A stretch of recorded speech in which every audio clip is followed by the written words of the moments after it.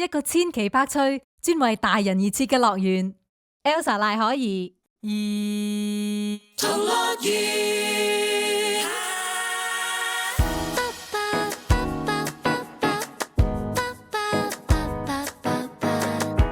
Hello， 星期六快樂啊！歡迎你嚟兒童樂園，我係 Elsa 可兒啊。聖誕節就到啦，你通常咧中意聖誕節點過嘅呢？可兒咧就好 enjoy 同朋友聚會傾偈，但係亦都 enjoy 同另一半兩個人食餐好嘅，唔一定要食餐貴嘅，好食就得噶啦，甚至乎喺屋企自己煮都 OK 嘅。你呢？你又 enjoy 邊一樣嘢呢？定係好似我咁熱鬧又中意，靜靜地過又中意呢？另一樣 Elsa 可兒好 enjoy 嘅嘢呢，就係送禮俾大家啦，真心噶，因為收到個人開心，何樂而不為呢？今個星期咧，我會繼續送出 Faith Craft Kitchen 中意坊優質美食及黑毛豬專賣店嘅靚湯換領券俾兩位幸運兒，可以憑券咧換到 Faith Craft Kitchen 中意坊嘅靚湯，有胡椒豬肚雞湯啦、沙參玉竹蘋果響螺湯等等，超過10款湯俾你揀。開 party 如果唔想煮咧，佢哋又有用靚料整嘅聖誕特選美食喎。有興趣嘅話，可以上去 faithcraftkitchen.com 嘅網站，又或者去3262 Midland 嘅鋪頭睇睇。除咗靚湯，可兒今個星期仲會繼續送出5本2026年嘅 A1 群星月曆。想要一張靚湯換領券或者係 A1 群星月曆嘅話，好簡單 ，follow Elsa 可兒嘅 Facebook 或者係 IG， 然後喺我今集嘅 post 度留言話想參加抽獎就得噶啦。下星期節目之前，我就會喺我嘅 social media 公布得獎者噶啦。至於今日送啲咩古靈精怪嘅內容呢？喺度預告下先。問題兒童環節咧就會講下有趣嘅聖誕冷知識。原來 Jingle Bell 唔係聖誕歌，第一棵人造嘅聖誕樹究竟係乜嘢做嘅呢？點解要裝飾聖誕樹等等？心理捉迷藏環節咧就會同大家玩下得意嘅聖誕心理小測驗，可以測出你內心最向往嘅生活㗎。我仲會講下竟然有方法可以同耶穌傾偈，真係唔好錯過啊！講到聖誕送禮呢，唔知你會唔會送香水嘅呢？因為香水都係一個非常之 popular 嘅選擇。估唔到香水都有奇聞同大家分享喎。嗱，大家又幻想一下先，你去揀香水，通常你會點做呢？就係會拎起支試用裝，噴一噴，聞一聞。咁通常都係咩味呢？花香味啦、果香味啦，或者係木香味等等。不過今次你拎起支香水噴一噴，竟然係聞到牛角包嘅香味啊！簡直以為係自己入咗間麵包鋪啊！因為呢一支呢，就係 Eau de Cologne， 希望我冇讀錯啦，因為係法文嚟嘅，即係牛角包香水咁嘅意思。其實香水味道啊，香水嘅種類已經夠晒多噶啦，搞乜仲要整一支牛角包味嘅香水出嚟呢？你諗下，噴咗呢一隻香水呢，咪好似自己喺麵包鋪度做，或者係自己啱啱焗完麵包咁樣。原來德國有連鎖超市，最出名就係用法國牛油每日新鮮焗嘅招牌牛角包。最近呢，佢哋靈機一觸，決定咧將呢一款人氣麵包嘅香味咧整成呢一款真係顛覆你想象嘅香水啊！佢哋都好認真嘅，請咗英國香水大師 Sarah McCartney 合作研發，還原咗牛角包啱啱出爐嗰陣時候嗰啲奶油同埋酥皮嘅香味。連個香水樽咧，佢都神還原咗牛角包個樣，可愛到犯規啊！簡直唔中意噴牛角包香水，都可能俾呢一個牛角包嘅香水樽征服咗，想要嚟收藏啊！係咪已經想拎定張 credit card 出嚟買呢？Sorry 啊，呢款牛角包香水極之限量啊，只係推出100樽，而且只係送唔會賣。只係參加呢一間德國連鎖超市近期嘅 IG 抽獎活動，先至有機會贏得1樽㗎咋。我哋冇得買，睇下都好喎。我 post 咗牛角包香水嘅相，上去 Elsa 可兒嘅 Facebook 同埋 IG 俾大家睇下。一陣間翻嚟問題兒童就會同你講下好過癮嘅聖誕冷知識啊，冇錯過啊。兒童樂園。點解嘅？咁都得？咩嚟㗎？唔係啩？係真㗎？有趣嘅問題，有用嘅答案，滿足好奇嘅問題兒童。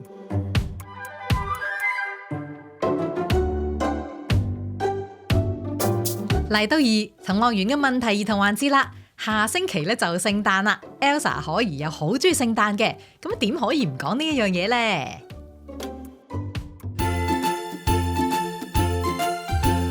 呢隻歌唔止係聖誕歌，直頭係農曆新年歌啦。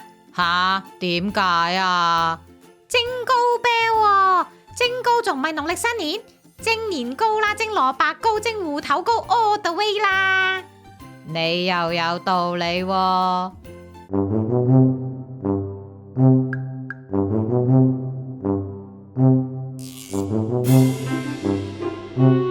大家可以試試農曆新年唱 Jingle Bell 嘅，不過原來 Jingle Bell 都唔係聖誕歌嚟嘅，Jingle Bell 仲有個幾得意嘅古仔添，仲有第一棵人造嘅聖誕樹係咩做嘅呢？點解要裝飾聖誕樹呢？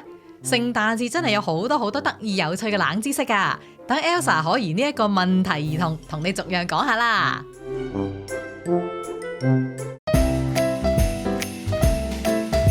叫你諗聖誕好 iconic 嘅歌 Jingle Bell 好可能都係榜上有名噶啦，但係 Jingle Bell 估唔到竟然原先唔係聖誕歌嚟嘅。Jingle Bell 係由 James Lord Pierpont 喺1857年創作嘅，咁你估佢寫嚟係為乜嘢嘅呢？原來係為咗慶祝美國嘅感恩節而寫嘅。其實你留意翻呢 Jingle Bell 嘅歌詞真係冇提到聖誕老人啊或者係耶穌等等嘅聖誕元素，但係咧就有講雪橇啊好開心嘅冬天活動。後來因為佢嘅開心啊輕快嘅旋律同聖誕節嘅氣氛好夾，逐漸啲人咧就攞嚟喺聖誕節唱啦。而 Jingle Bell 本來其實都唔係叫 Jingle Bell 噶，係叫做 One Horse Open Sleigh 啊，同佢歌詞入邊其中一句係一樣噶。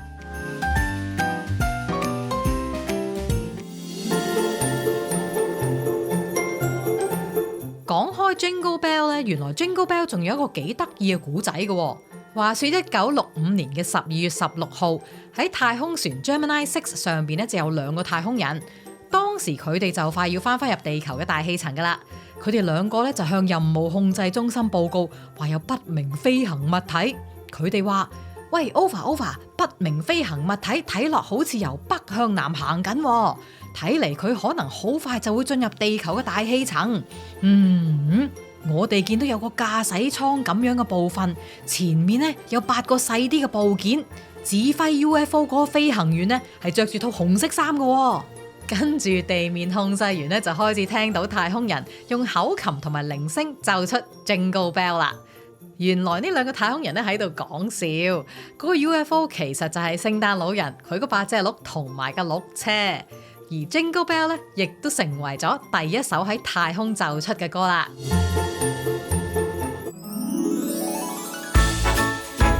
而家除咗真嘅聖誕樹，仲好流行人造聖誕樹。人造聖誕樹係點樣出現嘅呢？原來第一棵人造聖誕樹可以追溯到19世紀嘅德國。根據歷史記載，德國喺1865年成功創造出第一棵嘅人造聖誕樹。你估第一棵人造聖誕樹係乜嘢做嘅呢？應該都唔會係膠啦，唔通係布？原來係鵝毛做嘅，無啦啦點解要用鵝毛嚟整聖誕樹呢？原來當時德國每逢聖誕節之前，有好多人咧為咗要整聖誕樹，就係咁斬德國境內嘅樹。為咗解決呢一個問題，德國人就忽發奇想，諗到用鵝毛嚟製作聖誕樹啦。於是佢哋就收集鵝毛，用染料將啲鵝毛染成綠色，黐喺啲鐵絲上面，再圍喺啲廢棄咗嘅樹幹周圍，咁就成功做出第一棵嘅人造聖誕樹啦。講起聖誕樹，舊年我喺問題兒童咧就講過聖誕樹嘅由來同埋有咩意思。咁但係點解要喺聖誕樹上面掛聖誕裝飾品呢？就咁擺一棵聖誕樹唔得咩？關於裝飾聖誕樹嘅起源，雖然目前咧係冇確切嘅證據嘅，但係根據學者嘅推斷呢，係源自德國嘅一場戲劇表演。據講喺中古世紀嘅時期，歐洲各地嘅教會咧都會將12月24號咧叫做亞當同埋夏娃嘅盛宴，即係 The Feast of Adam and Eve。所以當時某一個教會嘅成員咧就想喺聖誕節嘅時候演出同亞當夏娃有關嘅戲劇啦。咁為咗要呈現翻伊甸園嗰個景象呢，佢哋就將一啲常青樹，即係我哋而家嘅所謂聖誕樹呢，就掛上咗蘋果同埋餅乾。蘋果咧就當係伊甸園之中嘅智慧之樹，而餅乾咧就當係基督教救贖嘅標誌，咁就成為咗裝飾聖誕樹嘅前身啦。之後每年嘅12月24號，德國人咧就會喺屋企擺一棵長青樹，放上唔同嘅裝飾品，令佢睇落更加靚。到咗19世紀，就逐漸喺歐洲各國傳開，時至今日，裝飾聖誕樹已經變成聖誕節嘅樂趣之一啦。Elsa 可兒自己咧就非常之 enjoy 裝飾聖誕樹嘅，一可以掛啲自己中意嘅裝飾啦，又或者係對自己啊屋企人有意思嘅裝飾。你呢？你又中唔中意佈置聖誕樹嘅呢？一陣間翻嚟同你講下，有奇招可以同耶穌傾偈，唔好行開啊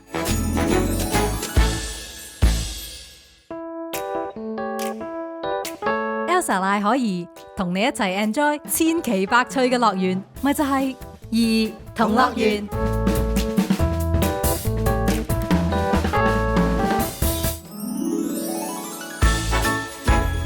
歡迎你翻嚟第3 part 嘅兒童樂園。下個星期4咧就係聖誕啦，你買好禮物未呢？你又會唔會買禮物俾自己嘅呢？ Elsa 可兒買聖誕禮物咧，俾人就一定會嘅，但係買聖誕禮物俾自己呢，就一時時啦。遇啱咧都會買俾自己嘅。咁咩叫啱呢？有聽我做節目嘅聽眾咧，可能都知 Elsa 可兒係好中意毛公仔嘅。其實咧，講樣嘢俾大家聽啊，我連買衫咧都好中意好軟啊、好 fluffy 嗰啲毛毛褸嘅。嗰日咧，我去咗 JCY House 就見到有 Save the Duck 品牌嘅毛毛褸，嗰啲人造毛毛咧摸上手真係好 soft 咋。我自己咧就非常之心眼啦。其實 JCY House 都仲有好多全球知名時尚品牌嘅褸同埋衫嘅，好似 Nobus 呢一個牌子嘅褸咧，我自己都有啊。我幾中意佢好多羽絨咧，都唔係嗰啲米芝蓮公仔咁一嚿嚿咁樣嘅，而係有啲設計，有啲 style。咁無論你係想 casual 着或者斯文啲着都 OK。仲有 Moose Knuckles 啊、Macage 等等嘅牌子。今季 JCY House 除咗品牌齊之外咧，全場商品都仲有超值優惠添啊！ Elsa 可兒咧亦都好中意啲得意嘢啊、cute 嘅嘢嘅。我見到 JCY Swarovski 有得賣聖誕水晶擺設，好似水晶聖誕樹啦、胡桃夾子啦、elf 等等，幾 cute 噶，買嚟送禮或者自己做裝飾咧都好可愛啊！如果你未買禮物，又或者咧想買多份禮物俾自己嘅話，就去 JCY House 同埋 JCY Swarovski 睇下啦。其實講起聖誕咧，都有奇聞趣事嘅。聖誕節咧就係紀念耶穌誕生嘅節日嚟噶嘛，咁想唔想同耶穌講聲生日快樂呢？又或者同耶穌傾下偈呢？你梗係會話點傾啊？祈禱？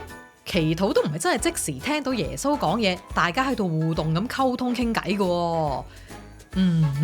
但係真係可以同到耶穌傾偈嘅，去瑞士就可以同耶穌傾偈啦，因為佢哋有AI 耶穌啊！嗱，唔少信徒咧都會向上帝啊或者係耶穌禱告嘅。咁瑞士一間聖彼得教堂咧就推出咗呢一個 AI 耶穌啦，等你可以直接同 AI 耶穌交流。點交流呢？佢哋就將 AI 耶穌嘅顯示器咧就放咗喺教堂嘅懺悔室入面，方便你自己可以靜靜地咁同佢傾偈。咁 AI 耶穌係講咩語言嘅呢？唔通要講瑞士話？話晒呢個 AI 耶穌喺瑞士喎，原來 AI 耶穌係識講100種語言嘅，包括中文噶。有訪客咧就真係試過同 AI 耶穌傾偈，就話佢未必會直接答你嘅問題，又或者係直接俾一個答案你，但係咧佢就會提出一啲問題，令到你自己可以思考答案嘅。有訪客咧就話，雖然 AI 耶穌係一部機器，但係咧都俾到建議佢，令佢 feel 到關心咁話。係咪都好奇，想去試下同呢一個 AI 耶穌傾偈呢？ Sorry 啊， AI 耶穌退咗休啦。原來呢一個係瑞士一間大學同埋神學家合作嘅一個限時藝術同埋研究實驗啊。咁探討咩呢？就係探討科技同埋信仰之間嘅互動同埋公眾嘅反應。而家咧已經做完咗啦。想同耶穌傾下偈，睇怕都要用翻原始嘅方法，就係祈禱啦。兒童樂園。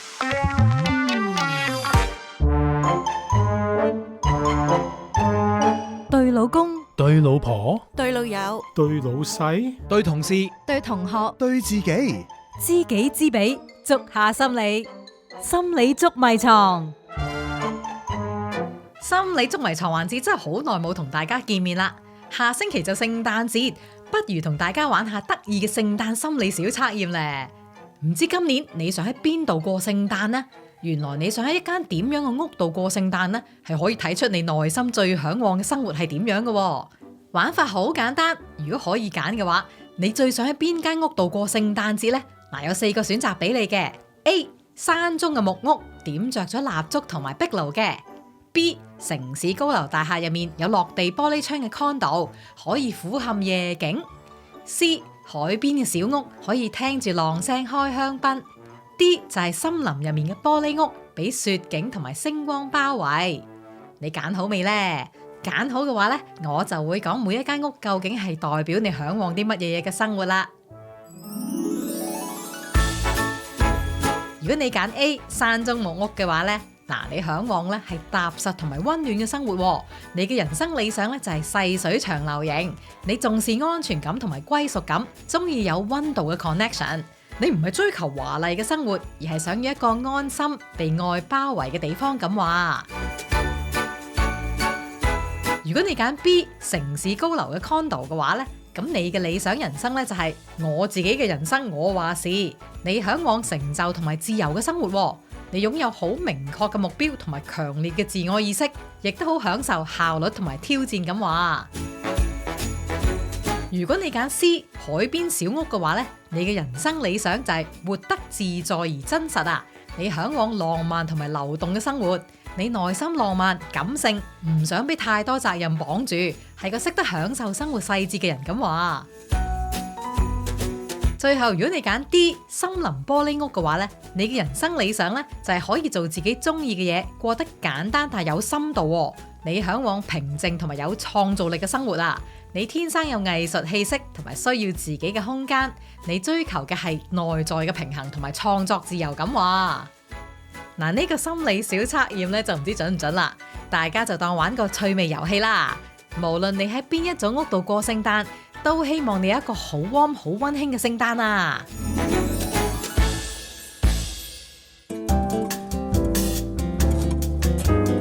好多謝你聽今集嘅兒童樂園，記得上去 Elsa 可兒嘅 Facebook 同埋 IG 留言參加抽獎，拎 Faith Craft Kitchen 中意方嘅靚湯同埋 A1 群星月曆啊！我仲會喺 Elsa 可兒嘅 Facebook 同埋 IG 咧同大家多啲分享啦，同埋多啲互動嘅。中意聽千奇百趣、古靈精怪嘅內容，記得訂閱我呢個 channel 啊！每個禮拜都會出一集噶，撳埋個鈴鈴，有新一集即刻通知你。多謝你嘅支持啊！ Elsa 可以喺度祝大家聽日冬至快樂，亦都預祝大家聖誕快樂啊！下星期見，拜拜。